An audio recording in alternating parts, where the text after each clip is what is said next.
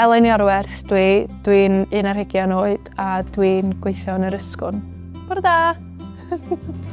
So my role is in yr ysgol, the historical home of Hedd Wyn. I usually conduct guided tours in the house and I also work in the reception and the cafe welcoming visitors here as well. So we welcome people from all over Wales, all over... Cloc, dim yn do. So dwi wastad di meddwl, os ti'n gallu siarad mymryn o Gymraeg i drio hynny, achos di Cymraeg neb yn berffaith.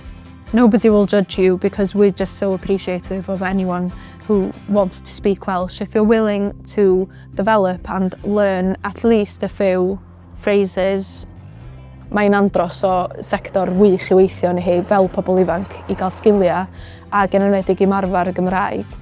Wel, o'n i wedi cael ar argraff bod i'n mynd i fod yn y parlwr, ond dwi'n gwybod sut mae'n edrych, da ni'n mynd i gael llun. Mae'n reit cool, dydi? It also improves people's experience when they visit from other countries because they can see our culture, how it's developed, how it was when Hedd Wyn lived in the house, maybe, and their family. And it's lovely to be able to build that relationship with them through my work.